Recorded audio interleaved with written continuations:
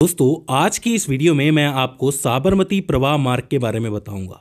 जी हाँ, ये वही नदी है जिसके तट पर बसे हुए साबरमती आश्रम से गांधी जी ने अपनी नमक यात्रा शुरू की थी और दांडी तट पर नमक बना के नमक कानून को तोड़ा था। साबरमती नदी का नाम सुनते ही कई लोगों के दिमाग में गुजरात की तस्वीर आ जाती है, जो कि आनी भी चाहिए क्योंकि गुजरात की सबसे महत्वपूर्ण नदियों में से एक है साबरमती नदी और साथ ही पश्चिमी तटों की तरफ बहने वाली सबसे प्रमुख नदियों में से भी एक है। दोस्तों वैसे तो साबरमती नदी का अधिकतम हिस्सा जो है वो गुजरात में है, लेकिन इसका उद्गम गुजरात से नहीं होता है।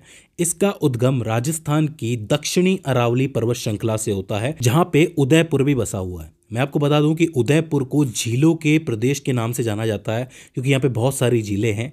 उन्हीं झीलों में से एक है ढेबर झील, जो कि दक्षिणी अरावली पर्वत श्रृंखला में है और वहीं से उद्गम होता है साबरमती नदी का। बहाव की बात की जाए तो राजस्थान के उदयपुर से निकल के तकरीबन 48 किलोमीटर का सफर तय करके साबरकांठा से गुजरात में प्रवेश करती है।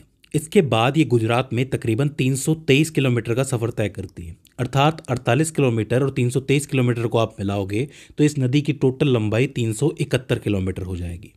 सबसे आखिर में ये गुजरात में खंबात की खाड़ी में गिरती है, जहां से ये अरब सागर में मिल जाती है। अब बात कर लेते हैं इसकी सहायक नदियों के बारे में। तो देखिए, ये पश्चिमी घाटों की तरफ जा रही है, तो यहां जा रही है तो इस दिशा के हिसाब से ये ऊपर वाला हिस्सा राइट हो जाएगा और नीचे वाला हिस्सा लेफ्ट हो जाएगा। यहां पर एक ही ऐसी नदी है जो सीधे राइट साइड से आती है और बाकी नदियां जो है वो लेफ्ट साइड से आती है। सबसे पहली नदी ही जो है वो राइट साइड से आती है, जो कि पडरन गांव से निकलती है उदयपुर से, जिसका नाम है सेई नदी, और वो गुजरात के महूदी में आके साबरमती नदी से मिल जाती है। तो ये काफ़ी ज़रूरी नदी हो जाती है, पहली है और राइट साइड से आती है। कौन सी है? सेई नदी है। अब इसके अलावा जितनी भी नदियां आएंगी वो सब लेफ्ट साइड से आएंगी और ज़्यादातर नदियां जो हैं वो राजस्थान के उदयपुर से ही आएंगी। जैसा कि मैंने कहा था कि उदयपुर झीलों का शहर है, तो यहाँ से कई सारी नदियां निकलती हैं जो इसकी सहायक नदियां हैं। दूसरी नदी जो लेफ्ट साइड से आती है वो है वाक्कल नदी, जो कि उदयपुर से आती है अरावली पर्वत श्रृंखला से और मेहदी के कुछ आगे आके साबरमती नदी से मिल जाती है।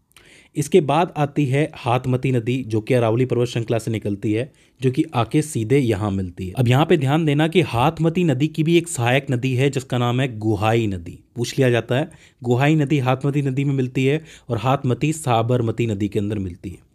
इसके बाद एक और नदी आती है जिसका नाम है खारी नदी, जो साबरमती में आके मिलती है और इसकी खास बात यह है कि ये बहुत सारा जल लेके आती है और साबरमती के जल को प्रगाढ़ कर देती है, ज़्यादा कर देती है। तो खारी एक इंपॉर्टेंट नदी हो जाती है।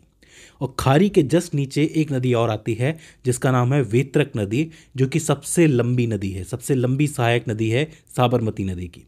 वेत्रक नदी जो है वो राजस्थान के डूंगरपुर की पहाड़ियों से निकलती है, तो काफ़ी ज़रूरी हो जाती है। तो ये सारी नदियां हैं जो लेफ्ट साइड से आती है। कौन कौन सी है? वाकल है, हाथमती है, हाथमती की एक सहायक नदी गुहाई नदी है, इसके बाद खारी है और एक है आपकी वेत्रक।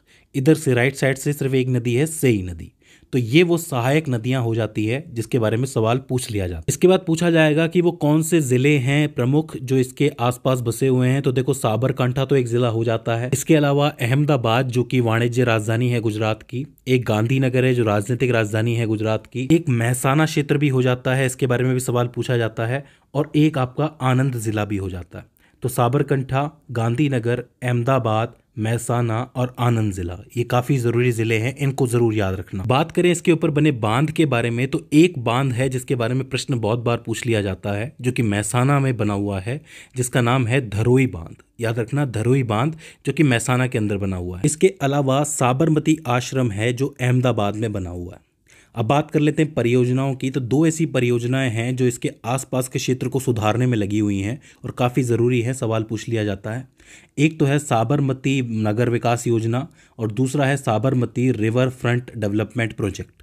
दोनों ही इंपॉर्टेंट परियोजनाएं हैं जो इस नदी के आसपास के क्षेत्र को विकसित करने में लगी हुई हैं। कौन कौन सी है? साबरमती नगर विकास योजना और Sabarmati river front development project. आखिर में इसका बेसिन क्षेत्र बसता है, जिसको आप जल ग्रहण क्षेत्र के नाम से भी जानते हो। तो साबरमती नदी का कुल बेसिन क्षेत्र 21,674 वर्ग किलोमीटर है, जिसमें से 4,124 वर्ग किलोमीटर जो है राजस्थान के अंदर है और 1,550 वर्ग किलोमीटर गुजरात के अंदर है।